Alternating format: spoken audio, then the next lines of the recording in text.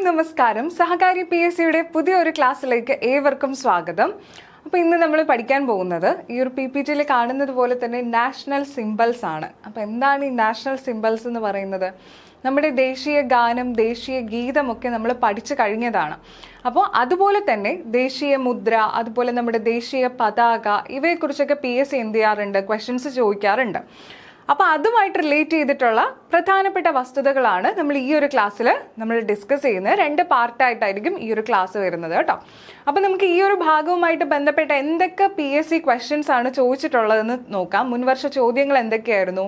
ഇത് നോക്കിക്കേ, 10th പ്രിലിംസിൽ Indian flag code പ്രകാരം VVIP വിമാനങ്ങളിൽ ഉപയോഗിക്കുന്ന പതാകയുടെ അളവ് എത്രയാണെന്ന് ചോദിച്ചിട്ടുണ്ട്. അതുപോലെ ദേശീയ പൈതൃക മൃഗം ഏതാണ്? വീണ്ടും കണ്ടോ, റിപ്പീറ്റ് ചെയ്ത് ഈ ഒരു 071/2022 10th പ്രിലിംസിൽ ചോദിച്ചിട്ടുണ്ട്. അതുപോലെ ദേശീയ മുദ്രയായി അശോക സ്തംഭത്തെ അംഗീകരിച്ചത് എന്നാണ്? ഇത് കാണുമ്പോൾ നിങ്ങൾക്ക് മനസ്സിലാവുമല്ലേ ഈ ഒരു പോർഷൻ നമ്മൾ പഠിക്കേണ്ട പ്രാധാന്യം എത്രത്തോളം ആണെന്ന്. നിങ്ങൾക്കറിയാം, ഈ ക്വസ്റ്റ്യൻസ് എല്ലാം ഈ ഒരു ഭാഗവുമായിട്ട് ചോദിച്ചിട്ടുള്ളതാണ്. ഇത്രയധികം ക്വസ്റ്റ്യൻസ് PSC എന്ത് ചെയ്യുന്നുണ്ട്? ഈ ഒരു പോർഷൻസിൽ നിന്ന് ചോദിക്കുന്നുണ്ട്. അപ്പോൾ അത് മനസ്സിലാക്കാൻ വേണ്ടിയിട്ടാണ് ഞാൻ ഇവിടെ ഇത്രയും ക്വസ്റ്റ്യൻസ് ആദ്യമേ തന്നെ എടുത്തു വെച്ചിട്ടുള്ളത്. ദേശീയ പതാകയുടെ മാതൃക ഭരണഘടനാ നിർമ്മാണ സമിതി ഔദ്യോഗികമായി അംഗീകരിച്ച ദിവസം എന്നാണ്? വീണ്ടും പൈതൃക മൃഗം ഏതാണ് എന്ന് ചോദിച്ചിട്ടുണ്ട്. നമുക്ക് കാണുമ്പോൾ തോന്നും ഇതൊക്കെ നമ്മൾ റിപ്പീറ്റ് ചെയ്ത് ഇങ്ങനെ പഠിക്കേണ്ട ആവശ്യമുണ്ടോ? ഇതൊക്കെ സിമ്പിളായിട്ട് നമുക്ക് അറിയുന്ന കാര്യങ്ങളല്ലേ എന്ന്. പക്ഷെ അങ്ങനെ ചിന്തിക്കാതെ കൃത്യമായിട്ട് തന്നെ എന്ത് ചെയ്യുക? പഠിച്ചു പോവുക കേട്ടോ. ദേശീയ പതാകയുമായി ബന്ധമില്ലാത്തത് ഏതൊക്കെ ഉണ്ടോ? ഇതുപോലെ PSC എന്ത് ചെയ്യാറുണ്ട്? ക്വസ്റ്റ്യൻസ് ചോദിക്കാറുണ്ട്. ഇന്ത്യൻ പതാക തയ്യാറാക്കിയ പിംഗലി വെങ്കയ്യ ജനിച്ചത് ഏത് സംസ്ഥാനത്താണ്? ത്രിവർണ പതാക ഇന്ത്യയുടെ ദേശീയ പതാകയായി അംഗീകരിച്ചത് എന്നാണ്? ദേശീയ പതാകയുടെ രൂപകൽപ്പന ഭരണഘടനാ നിർമ്മാണ സഭ അംഗീകരിച്ചത്.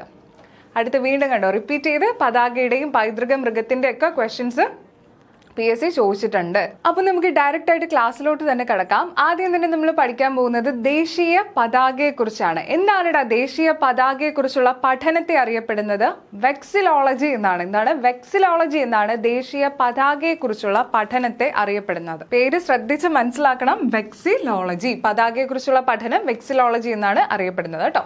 ഇന്ത്യൻ പതാകയുടെ ശില്പി ആരാണ്? പിംഗലി വെങ്കയ്യ. പിംഗലി വെങ്കയ്യയാണ് ഇന്ത്യൻ ദേശീയ പതാകയുടെ ശില്പി എന്നറിയപ്പെടുന്നത്. വസ്തുതകൾ മാത്രം നമുക്ക് ഇവിടെ പഠിച്ചാൽ മതി.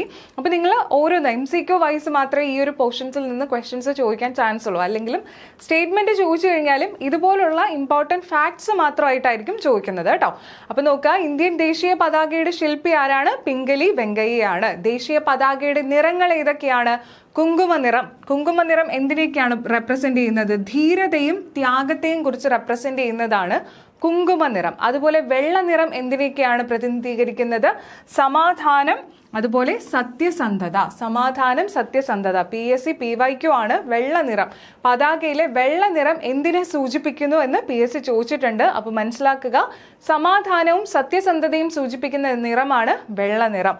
അതുപോലെ പച്ച നിറം എന്താണെടാ? സമൃദ്ധിയും ഫലഭൂയിഷ്ഠത, ഇതിനെ സൂചിപ്പിക്കുന്ന നിറമാണ് പച്ച നിറം. അപ്പോൾ ഓർക്കുക, കുങ്കുമനിറം ധീരതയെയും ത്യാഗത്തെയും സൂചിപ്പിക്കുന്നു. വെള്ള നിറം സമാധാനത്തെയും സത്യസന്ധതയുമാണ് സൂചിപ്പിക്കുന്നത്.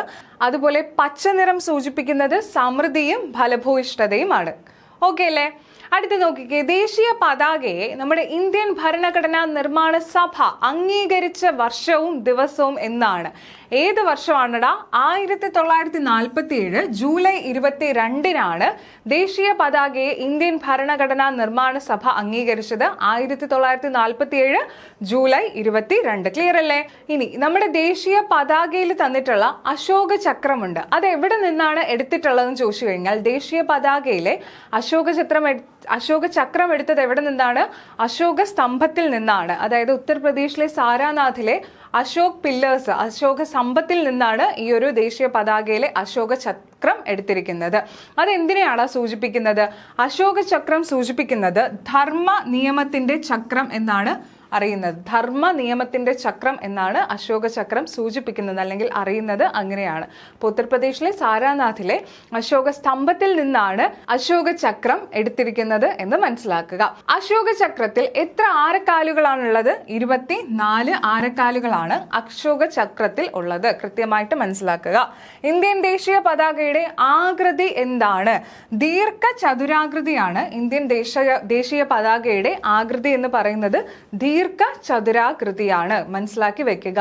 ദേശീയ പതാക ഇന്ത്യൻ ഭരണഘടനാ നിർമ്മാണ സഭ അംഗീകരിച്ചത് 1947 ജൂലൈ 22. അശോക സ്തംഭത്തിൽ നിന്നാണ് എടുത്തത്. ഇത് സൂചിപ്പിക്കുന്നത്, അശോക ചക്രം സൂചിപ്പിക്കുന്നത് ധർമ്മ നിയമത്തിന്റെ ചക്രം എന്നാണ്. 24 ആരക്കാലുകളുണ്ട്. ദീർഘചതുരാകൃതിയാണ് ദേശീയ പതാകയുടെ ആകൃതി എന്നുകൂടി മനസ്സിലാക്കുക. ഇന്ത്യൻ ദേശീയ പതാകയുടെ നീളവും വീതിയും തമ്മിലുള്ള അനുപാതം റേഷ്യോ എത്രയാണ്? 3:2 ആണ്. ഇത് PSC എപ്പോഴും ട്വിസ്റ്റ് ചെയ്ത് ചോദിക്കാറുണ്ട്. അതായത് ചിലപ്പോൾ PSC ചോദിക്കുന്നത് നീളവും വീതിയും എന്നായിരിക്കും, ചിലപ്പോൾ ചോദിക്കുന്നത് എന്താടാ വീതിയും നീളവും എന്നായിരിക്കും. എന്നിട്ട് 3:2 എന്നും 2:3 എന്നും ഉള്ള റേഷ്യോ ഓപ്ഷൻസിൽ കാണും. അപ്പൊ എന്താണോ ഇവിടെ ചോദിക്കുന്നത് അതിനനുസരിച്ചുള്ള ഉത്തരമായിരിക്കണം നിങ്ങൾ എഴുതേണ്ടത്. നീളവും വീതിയും ആണെങ്കിൽ 3:2ഉം വീതിയും നീളവും എന്നാണ് ചോദിക്കുന്നതെങ്കിൽ 2:3ഉം എന്ന് ഓർക്കുക. ഇത് PSCയുടെ ട്വിസ്റ്റ് ചെയ്യുന്ന ഒരു ക്വസ്റ്റ്യൻ ആണ്. അപ്പൊ ഇത് തെറ്റിക്കരുത്. ഇതാണ് ആദ്യം നോക്കേണ്ടത്. നീളമാണോ വീതിയാണോ ആദ്യം തന്നിരിക്കുന്നത് നോക്കുക. അതനുസരിച്ച് എന്ത് ചെയ്യുക? ഓപ്ഷനിൽ നിന്ന് ആൻസർ എടുക്കുക. ക്ലിയർ അല്ലേ? അപ്പൊ നീളവും വീതിയും എത്രയാണ്? അത് തമ്മിലുള്ള അനുപാതം എന്ന് പറയുന്നത് 3:2 ആണ്. ദേശീയ പതാക ഉണ്ടാക്കാൻ ഉപയോഗിക്കുന്ന തുണി ഏതാണ്? ഏത് തുണിയാണ് ഇവിടെ ഉപയോഗിക്കുന്നത്? കൈത്തറി അല്ലെങ്കിൽ ഖാദി തുണിയാണ്. കൈത്തറി അല്ലെങ്കിൽ ഖാദി തുണിയാണ് ദേശീയ പതാക ഉണ്ടാക്കാൻ ഉപയോഗിക്കുന്ന തുണി എന്ന് പറയുന്നത്. ഇന്ത്യയുടെ ആദ്യത്തെ ദേശീയ പതാകയായ വന്ദേമാതരം പതാക അല്ലെങ്കിൽ കൽക്കത്ത പതാക സുരേന്ദ്രനാഥ് ബാനർജി എവിടെ വെച്ചാണ് ഉയർത്തിയത്? പാഴ്സി ബാഗൻ സ്ക്വയറിൽ വെച്ചാണ് സുരേന്ദ്രനാഥ് ബാനർജി ഉയർത്തിയത്. വർഷം എന്നാണ്? 1906 ഓഗസ്റ്റ് 7-നാണ്. 1906 ഓഗസ്റ്റ് 7-നാണ് ഇന്ത്യയുടെ ആദ്യത്തെ ദേശീയ പതാകയായ വന്ദേമാതരം പതാക അല്ലെങ്കിൽ കൽക്കത്ത പതാക സുരേന്ദ്രനാഥ് ബാനർജി ഉയർത്തിയത്. ഇനി നോക്കിക്കേ, വിദേശ മണ്ണിൽ ആദ്യമായിട്ട് ഇന്ത്യൻ പതാക ഉയർത്തിയത് ആരാണ്? മാഡം ഭിക്കാജി കാമ അല്ലെ? നമ്മൾ ഓൾറെഡി പഠിച്ചതാണ്. മാഡം ഭിക്കാജി കാമയാണ് വിദേശ മണ്ണിൽ ആദ്യമായിട്ട് ഇന്ത്യക്ക് വേണ്ടിയിട്ട് ഒരു ഇന്ത്യൻ പതാക ഉയർത്തുന്നത്. മാഡം ഭിക്കാജി കാമയാണ്. വർഷം 1907-ലാണ്. അത് എവിടെ വെച്ചായിരുന്നു? സ്റ്റുട്ട്ഗർട്ടിലായിരുന്നു അല്ലെ? ജർമ്മനിയിലെ സ്റ്റുട്ട്ഗർട്ടിൽ വെച്ചിട്ടായിരുന്നു മാഡം ഭിക്കാജി കാമ ഇന്ത്യക്ക് വേണ്ടിയിട്ട് ഇന്ത്യൻ പതാക വിദേശ മണ്ണിൽ ഉയർത്തിയത്. പേര് മറക്കരുത്, മാഡം ഭിക്കാജി ഗാമ. ത്രിവർണ പതാകയെ ഇന്ത്യയുടെ ദേശീയ പതാകയായി കോൺഗ്രസ് അംഗീകരിച്ചത് എന്നാണ്? 1931-നാണ് ത്രിവർണ പതാകയെ ഇന്ത്യയുടെ ദേശീയ പതാകയായി കോൺഗ്രസ് അംഗീകരിച്ചത്. 1931-ആണ്. 1931 മുതൽ 47 വരെ ത്രിവർണ പതാകയുടെ മധ്യത്തിൽ ഉണ്ടായിരുന്നത് അശോക ചക്രമായിരുന്നില്ല. അതിന് പകരം ഉണ്ടായിരുന്ന എന്തായിരുന്നു? ചർക്കയായിരുന്നു. എപ്പോൾ തൊട്ടാണ്? 1931 മുതൽ 1947 വരെ മധ്യത്തിൽ അശോക ചക്രമായിരുന്നില്ല. എന്തായിരുന്നു? ചർക്കയായിരുന്നു ത്രിവർണ പതാകയുടെ മധ്യത്തിൽ ഉണ്ടായിരുന്നത്.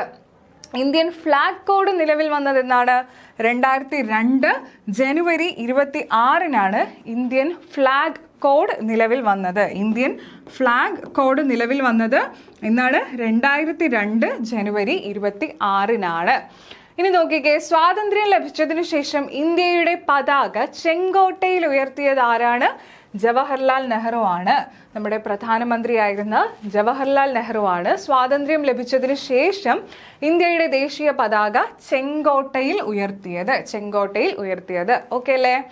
എല്ലാ വർഷവും സ്വാതന്ത്ര്യ ദിനത്തിൽ ചെങ്കോട്ടയിൽ വെച്ച് ദേശീയ പതാക ഉയർത്തുന്നത് ആരാണ്? പ്രധാനമന്ത്രിയാണ് ചെങ്കോട്ടയിൽ ദേശീയ പതാക ഉയർത്തുന്നത്. എല്ലാ വർഷവും സ്വാതന്ത്ര്യ ദിനത്തിൽ, നമ്മുടെ ഇൻഡിപെൻഡൻസ് ഡേയുടെ അന്ന് ചെങ്കോട്ടയിൽ വെച്ച് ദേശീയ പതാക ഉയർത്തുന്നത് ആരാണ്? ഇന്ത്യൻ പ്രധാനമന്ത്രിയാണ്. ഇന്ത്യയുടെ ദേശീയ പതാക ആദ്യമായി ബഹിരാകാശത്ത് എത്തിച്ചത് ഏത് ദൗത്യത്തിലാണ്? 1971-ലെ അപ്പോളോ 15 എന്ന ദൗത്യത്തിലാണ് ഇന്ത്യയുടെ ദേശീയ പതാക ആദ്യമായിട്ട് ബഹിരാകാശത്ത് എത്തിച്ചത്. വർഷവും ദിവസവും എല്ലാം ഓർക്കുക, ഇമ്പോർട്ടന്റ് ആണ്. 1971-ലെ അപ്പോളോ 15-ലാണ് ഇന്ത്യയുടെ ദേശീയ പതാക ആദ്യമായിട്ട് ബഹിരാകാശത്ത് എത്തിച്ചത്. ക്ലിയർ അല്ലേ? ഇന്ത്യയുടെ ദേശീയ പതാക നിർമ്മിക്കുന്നത് ആരാണ്? എല്ലാവർക്കും അങ്ങനെ നിർമ്മിക്കാനായിട്ട് കഴിയില്ല. കർണാടക ഖാദി ഗ്രാമോദ്യോഗ സംയുക്ത സംഘമാണ്. കർണാടകയിലെ ഹുബ്ലിയിലെ കർണാടക ഖാദി ഗ്രാമോദ്യോഗ സംയുക്ത സംഘമാണ് എന്ത് ചെയ്യുന്നത്? ഇന്ത്യയുടെ ദേശീയ പതാക നിർമ്മിക്കുന്നത്. പേരോർത്ത് വെക്കുക, കർണാടകയിലെ ഖാദി ഗ്രാമോദ്യോഗ സംയുക്ത സംഘം. ക്ലിയർ അല്ലേ? ഹുബ്ലിയാണ്, കർണാടകയിലെ ഹുബ്ലിയാണ്. അവരാണ് ഇന്ത്യയുടെ ദേശീയ പതാക എന്ത് ചെയ്യുന്നത്? നിർമ്മിക്കുന്നത്. ക്ലിയർ അല്ലേ? അടുത്തത് നോക്കിയേ, PSCയുടെ PYQ ആണ്. ഇന്ത്യൻ ഫ്ലാഗ് കോഡ് പ്രകാരം VVIP വിമാനങ്ങളിൽ ഉപയോഗിക്കുന്ന പതാകയുടെ അളവ് 450 × 300 mm ആണ്. എന്ത് ചെയ്യുന്നത്? VVIP വിമാനങ്ങളിൽ ഇന്ത്യൻ ഫ്ലാഗ് കോഡ് പ്രകാരം VVIP വിമാനങ്ങളിൽ ഉപയോഗിക്കുന്ന പതാകയുടെ അളവെന്ന് പറയുന്നത് എത്രയാണ്? 450 × 300 mm ആണ്. ഇത് PYQ ആണ്.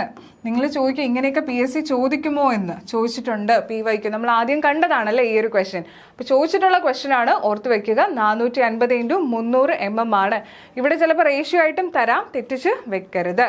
ഇന്ത്യൻ ഭരണഘടനയിൽ ദേശീയ പതാകയെക്കുറിച്ച് പ്രതിപാദിക്കുന്നത് എവിടെയാണ്? നമ്മുടെ മൗലിക കടമകളിലെ 51A വകുപ്പിലാണ് ഇന്ത്യൻ ഭരണഘടനയിൽ ദേശീയ പതാകയെക്കുറിച്ച് പ്രതിപാദിക്കുന്നത്. ദേശീയ ഗാനത്തെയും ദേശീയ പതാകയും ഒക്കെ ആദരിക്കണം എന്ന് പറയുന്ന ഒരു ഭരണഘടനാ വകുപ്പാണ് 51A എന്ന് പറയുന്നത്. അപ്പോൾ ഇന്ത്യൻ ഭരണഘടനയിൽ ദേശീയ പതാകയെക്കുറിച്ച് പ്രതിപാദിക്കുന്ന വകുപ്പ് ഏത് എന്ന് ചോദിച്ചു കഴിഞ്ഞാൽ ആർട്ടിക്കിൾ 51A ആണ് എന്ന് ഓർക്കുക. ക്ലിയർ അല്ലേ? ഇനി അടുത്ത് നമ്മൾ നോക്കുന്നത് ദേശീയ മൃഗത്തെക്കുറിച്ചാണ്. ഇതെല്ലാം പ്രധാനപ്പെട്ട വസ്തുതകൾ മാത്രമാണ്. ജസ്റ്റ് കേട്ടിരുന്നാൽ മതി. നമ്മൾ ഒരുപാട് എഫേർട്ട് എടുത്ത് പഠിക്കേണ്ട കാര്യമല്ല ഇത്. സിമ്പിളായിട്ട് നമ്മൾ ഒന്ന് ഓർത്തിരുന്നാൽ മാത്രം മതി. അടുത്ത ദേശീയ മൃഗം നോക്കിക്കേ. ഇന്ത്യയുടെ ദേശീയ മൃഗം ഏതാണ്ടാ? കടുവയാണ്. നമുക്കറിയാം, കുഞ്ഞു ക്ലാസ്സിലൊക്കെ നമ്മൾ പഠിക്കുന്ന കാര്യമാണ് കടുവ. ദേശീയ മൃഗമായി ബംഗാൾ കടുവയെ ഔദ്യോഗികമായി പ്രഖ്യാപിച്ച വർഷം എന്നാണ്? 1972 ഇന്ത്യയുടെ ദേശീയ മൃഗമായിട്ട് ബംഗാൾ കടുവയെ ഔദ്യോഗികമായിട്ട് പ്രഖ്യാപിച്ചത് 1972. കടുവയുടെ ശാസ്ത്രീയ നാമം എന്താണ്? Panthera Tigris. പാന്തറ ടൈഗ്രിസ് എന്നാണ് കടുവയുടെ ശാസ്ത്രീയ നാമം. ക്ലിയർ അല്ലേ? 1972 വരെ ഇന്ത്യയുടെ ദേശീയ മൃഗം ഏതായിരുന്നു? സിംഹമായിരുന്നു കേട്ടോ, സിംഹമായിരുന്നു. 1972 വരെ ഇന്ത്യയുടെ ദേശീയ മൃഗം എന്ന് പറയുന്നത് 1972 ഇന്ത്യയുടെ ദേശീയ മൃഗമായിട്ട് ബംഗാൾ കടുവയെ ഔദ്യോഗികമായിട്ട് പ്രഖ്യാപിച്ചത്. ഓക്കെ അല്ലേ? ഇന്ത്യയുടെ ദേശീയ പൈതൃക ജീവി ആരാണ്? ആനയാണ്. മാറിപ്പോകരുത്. ഇന്ത്യയുടെ ദേശീയ മൃഗം എന്നും ഇന്ത്യയുടെ ദേശീയ പൈതൃക ജീവി എന്നും PSC ചോദിക്കും. അത് മാറിപ്പോകരുത്. ഇന്ത്യയുടെ ദേശീയ പൈതൃക ജീവി എന്ന് പറയുന്നത് ആനയും ഇന്ത്യയുടെ ദേശീയ മൃഗം എന്ന് പറയുന്നത് കടുവയുമാണ്. ഓക്കെ അല്ലേ? ആനയെ ദേശീയ പൈതൃക ജീവിയായി പ്രഖ്യാപിച്ച വർഷം എന്താണ്? 2010 ഒക്ടോബറിനാണ് ആനയെ ദേശീയ പൈതൃക ജീവിയായിട്ട് അംഗീകരിച്ചത്. അതുപോലെ ആനയുടെ ശാസ്ത്രീയ നാമം എന്താണ്? എലിഫസ് മാക്സിമസ് ഇൻഡിക്കസ് ആണ് ആനയുടെ ശാസ്ത്രീയ നാമം എന്ന് പറയുന്നത്. എന്താണടാ? Elephas maximus indicus. ഇവിടെ തന്നെ വെച്ച് പഠിച്ചു പോവുക കേട്ടോ. ഇതൊക്കെ സിമ്പിളാണ്. ഇനിയും നിങ്ങൾക്ക് പഠിക്കേണ്ട ആവശ്യമില്ല. ഇവിടെ വെച്ച് ഈ ക്ലാസ് കാണുന്നതിന്റെ കൂട്ടത്തിൽ തന്നെ പഠിച്ചു പോവുക. എലിഫസ് മാക്സിമസ് ഇൻഡിക്കസ് ആണ് ആനയുടെ ശാസ്ത്രീയ നാമം എന്ന് പറയുന്നത്. കേരളത്തിന്റെ ഔദ്യോഗിക മൃഗം എന്ന് പറയുന്നത് ആനയാണെന്ന് അറിയാം. അതുപോലെ കേരളത്തെ കൂടാതെ ആന ഔദ്യോഗിക മൃഗമായ മറ്റ് ഇന്ത്യൻ സംസ്ഥാനങ്ങളാണ് ജാർഖണ്ഡും കർണാടകയും. കേരളത്തെ കൂടാതെ ആന ഔദ്യോഗിക മൃഗമായിട്ടുള്ള മറ്റ് ഇന്ത്യൻ സംസ്ഥാനങ്ങൾ ഏതൊക്കെയാണ്? ജാർഖണ്ഡും കർണാടകയുമാണ്. ആനകളെ പറ്റി പരാമർശിച്ചിട്ടുള്ള പുരാതന ഗ്രന്ഥമായ മാതംഗലീല രചിച്ചത് ആരാണ്? തിരുമംഗലത്ത് നീലകണ്ഠൻ മൂസതാണ്. തിരുമംഗലത്ത് നീലകണ്ഠൻ മൂസതാണ് മാതംഗലീല രചിച്ചത്. ഇത് എന്തിനെ പറ്റി പരാമർശിക്കുന്നു? ആനകളെ പറ്റി പരാമർശിച്ചിട്ടുള്ള പുരാതന ഒരു ഗ്രന്ഥമാണ് മാതംഗലീല.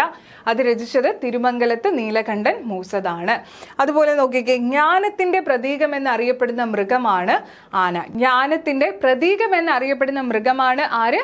ആന. ഓക്കെ അല്ലേ? ചാടാൻ കഴിയാത്ത ഏക സസ്തനി. ഇതൊക്കെ ആനയെ കുറിച്ചുള്ള കുറച്ച് ഫാക്ട്സ് ആണ്. ചാടാൻ കഴിയാത്ത ഏക സസ്തനിയാണ് ആന. കേരളത്തിന്റെ ഗജദിനം എന്നാണ്?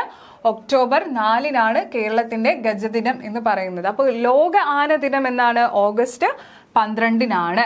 കേരളത്തിന്റെ ഗജദിനമാണ് ഒക്ടോബർ 4. ലോക ആന ദിനം എന്നറിയപ്പെടുന്നത് എന്നാണ്? ഓഗസ്റ്റ് 12. ഓക്കെ അല്ലേ?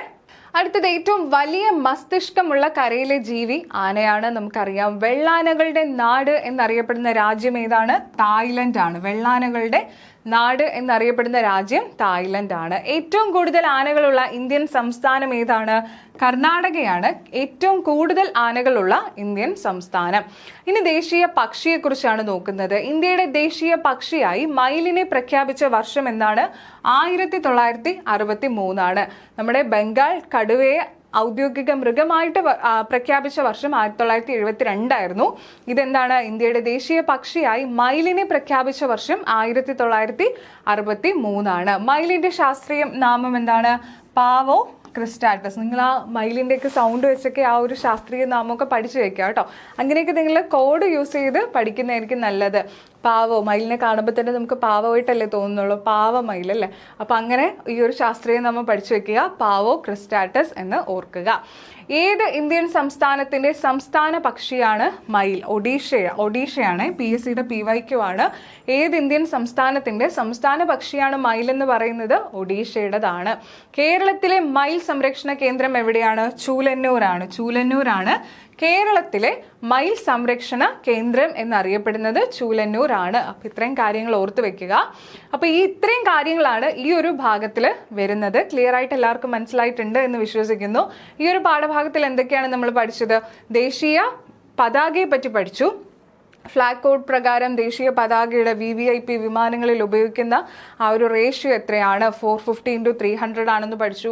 ഭരണഘടനാ നിർമ്മാണ സഭ അംഗീകരിച്ച വർഷം എന്നാണ്. അതുപോലെ ദേശീയ പതാകയിലെ നിറങ്ങൾ അത് സൂചിപ്പിക്കുന്നത് എന്തിനൊക്കെയാണ്? ആരാണ് ഇത് രൂപകൽപ്പന ചെയ്തത്? പിംഗലി വെങ്കയ്യ എന്നുള്ള വസ്തുതകൾ പഠിച്ചു. അതുപോലെ ദേശീയ മൃഗത്തെക്കുറിച്ചും ദേശീയ പക്ഷിയെക്കുറിച്ച് നമ്മളിവിടെ പഠിച്ചു. അപ്പോൾ എല്ലാവർക്കും ക്ലിയർ ആയിട്ട് മനസ്സിലായിട്ടുണ്ട് എന്ന് വിശ്വസിക്കുന്നു. ഇനി ഇതിൻ്റെ കുറച്ച് ക്വസ്റ്റ്യൻസും കൂടി വർക്കൗട്ട് ചെയ്യുന്നതോടുകൂടി ഈ ഒരു പോർഷൻ കംപ്ലീറ്റ് ആവും. Okay, thank you.